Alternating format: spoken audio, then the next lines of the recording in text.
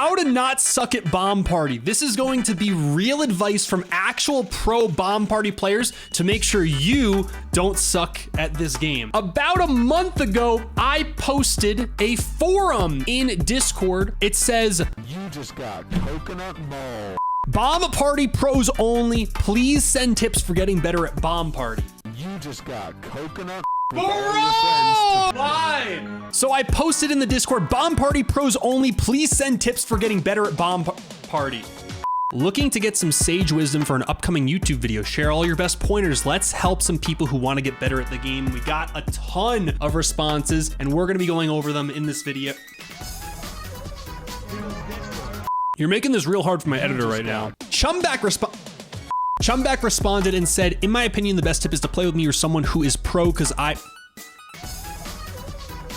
all I want is a quality YouTube video, and you savages cannot contain your meager, feeble ineptitude." Chumback says, "In my opinion, the best tip is to play with me or someone else who's pro. And if you see a word you like, write it in a notepad. You can do other notes like what contains long words, which means which word is long for this prompt." Now, what he's saying is what we said in our previous video, how to get better at Bomb Party, how to play like a pro, which you should definitely watch. Play with people who are better and you will get better by playing with them naturally over time. Also, if you see words that you like, make sure you write them down and save them for the future. You can refer to those as you play longer. And if you play with words that you like, you have a higher probability of remembering those words for the future. So if there's long words that you like, make sure to remember those ones, write them down so you can refer to those in the future. Also, Chumback says, "I suggest you play on 10-second lobbies because playing on 5 seconds can make you explode." Similar to what we recommended in our previous video, play lobbies with longer timers. It's kind of like playing slower chess versus like speed chess. You just are going to get better if you play slower.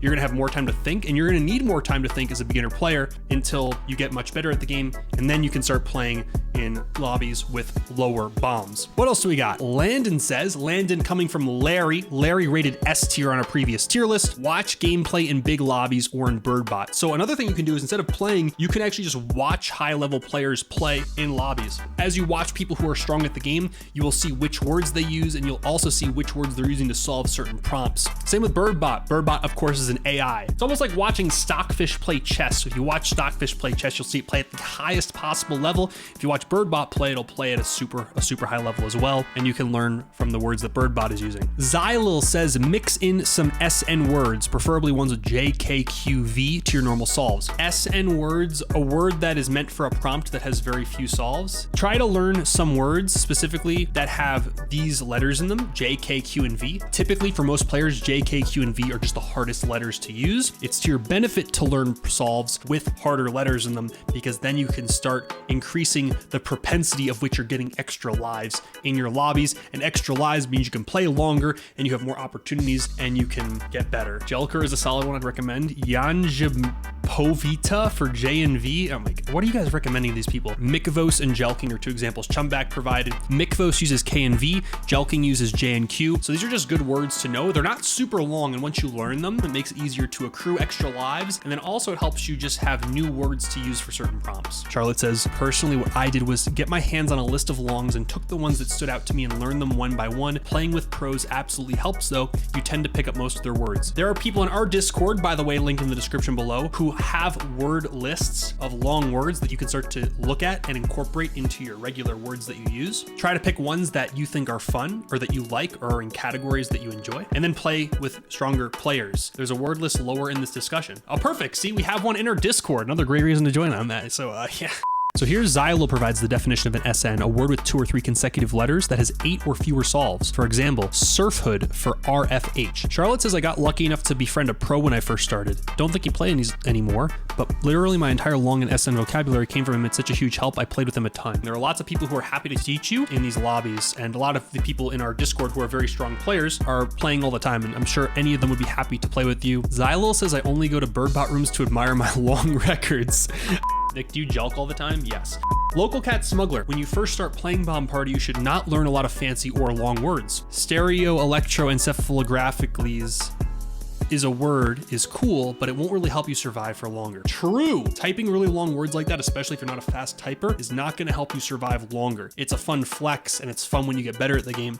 It's worth trying to find shorter solves just for every single prompt before you start finding more elaborate solves. Being able to recognize prompts and instantly type a word is so much more valuable. Once you can comfortably and almost instantaneously type simple words for every prompt you are given, that's when I would say you should try to start learning fancy words like geldalizing or dejahages, and earn your well-deserved cool points. Also another thing, it's a lot more fun to learn words in a category you find interesting, emphasizing what we already said. For example, if you like dinosaurs, learning words like Quetzalcoatlus or Archaeopteryx is a lot more fun than learning words you hardly care about, like hydrophobia or mitzvah. So yeah, if you have a certain category of things you like, maybe you like plants, maybe you like geography, maybe you like fish, you will find it's easier to learn those if you have an interest in those categories. Samer Gamer, I think, agrees here with Smuggler, saying more important you should learn to survive than to type fancy, funny words. Samer Gamer also rated S on our tier list and is a very strong player. I just type short words with letters on the right. Nice.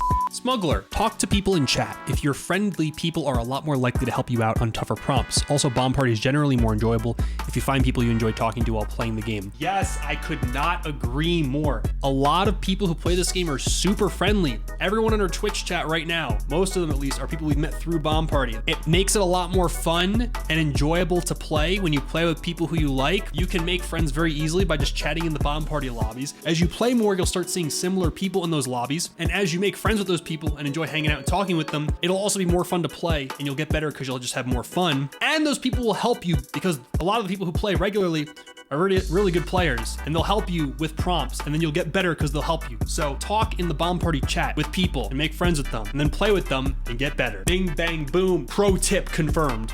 There are people I've met on bomb party I talk to on the daily about not only bomb party, but also a myriad of other things. Exactly. Pro Kid Gamer, here's a tip for bomb party. Type word. I agree. Charlotte says, Nick Deriu, I'd say a tip if you're trying to go for lower words per prompts and brain fart frequently is learn the common prefixes and suffixes. For example, a hard prompt that starts with the letter T is most likely to have a lot of solves that are out, or a prompt that ends with the letter M is most likely to have a lot of solves ending with MEN. That's a really good point. People start adding to this as well. A lot of times what you'll find is these really hard, kind of 2 or 3 letter prompts that have letters you wouldn't expect next to each other, either have a prefix or a suffix that's attached to them. Like if you get TW or something like that, like a weird conjunction of words, it's easier to assume those words are gonna be in the center. So like out where or something like that would be good for this. I learned that tip, like UT and T is out. Exactly. So like what Xylil is saying, THI is a really hard prompt. But if you think about it kind of like you're breaking it into 2 pieces, TI is the beginning of the word and then the H is going to be later. You have anti-hero that you can use with that one. And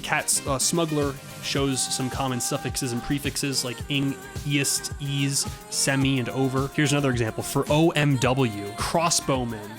Okay, this one's pretty hard. Chumback. Come on, this is a tough one. So SG says, playing more obviously gets you better, but there's also other subtle things that you can do to get better as well. For example, prompts that start with B most of the time have sub-solve. Exactly what Charlotte was saying in Xylil and Chumback and Smuggler. Take into consideration prefixes and suffixes. Something that starts with B can oftentimes have something like sub at the beginning of it. So make sure you know common prefixes and suffixes. Like BLC, you could do subclass, or prompts that start with R, a lot of times they have over or under at the beginning of them. If you have one solve for a hard prompt, see if there are plurals or conjugate S. If you only know one solve to a certain prompt, a lot of time you can make it plural. You can add ing to it, ER or ES. If your only solution for like TR is track, then you can also write tracks or tracking or tracker. Tip from Spelted Correctedilly. So is my first tip, which is quite good, is use of prefixes. Prefix uses DIS. The use could be in a prompt like SPL. So example here, again, if something starts with like S, you can use DIS as your prefix. Something like displace would probably work.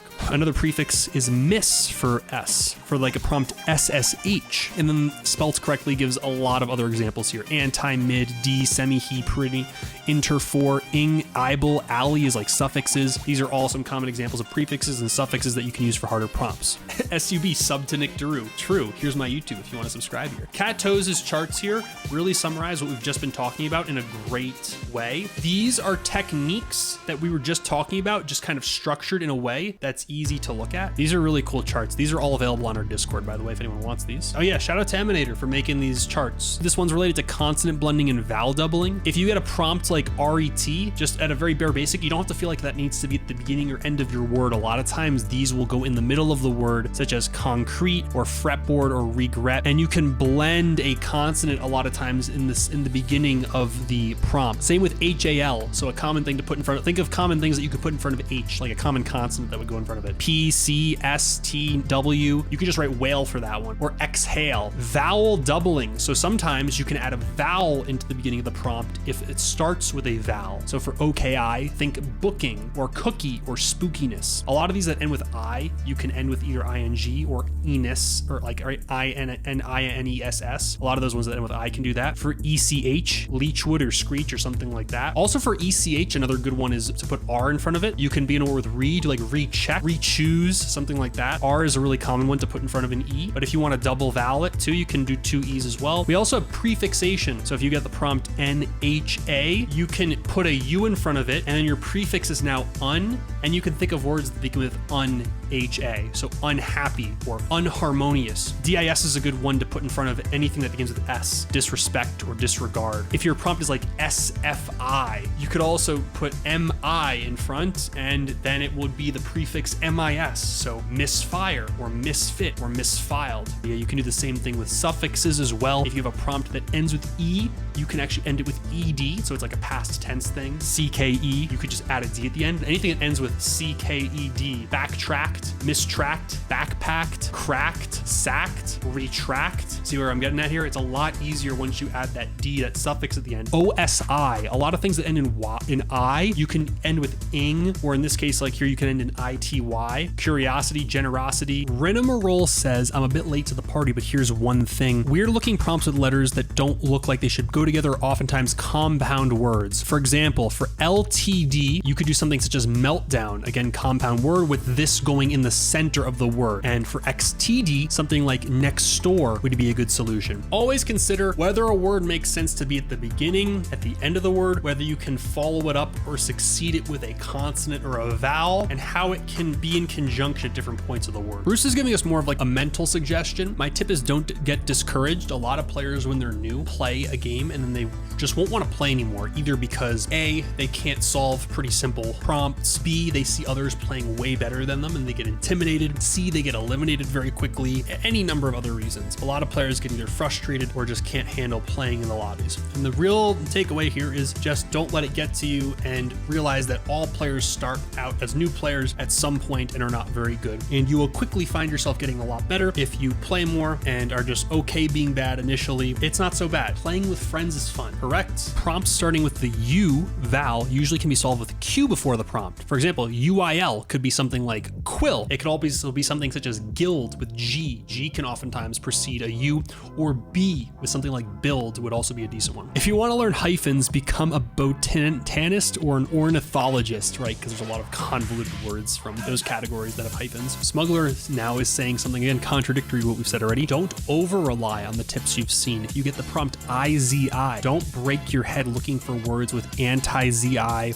or semi-ZI. Something like realizing is a great solve. Perfect. Yes, some of these weird convoluted prompts do not have very common prefixes or suffixes. IZI is actually a really, really hard one, and just one you have to either look up ahead of time or ask someone to help you with or know, because that one is not a very common one. I always mess up on IZI. Oh, and look at this. People actually have given some word lists here. Snoop provided a word list, and I think there's some others that are in here too. Bruce says, back in my day, we just had unorganized white background Arial text Google Docs. Error 404 says, I know a tip, type words. Yeah. Oh my Jolly Ranchers, that tip is so cool. Helped me a lot, mate. Azel says, just don't play the game unless you feel like killing. Okay, don't play Bomb Party or you get addicted. All right, it appears that we've come to the end of our list. Well, there you have it, some of the best tips to not suck at Bomb Party. If you enjoyed this video, consider subscribing to the YouTube channel for more saucy Bomb Party content. Make sure to join our Discord, where we have a lot of professional Bomb Party players and a lot of people who are constantly looking to play Bomb Party. We host Bomb Party tournaments, and we also make regular Bomb Party player tier lists. You're welcome to be a part of those if you're interested. There will be some more videos over here that you're definitely gonna like if you enjoy Bomb Party or gaming related content, and I'll see you all in the next video.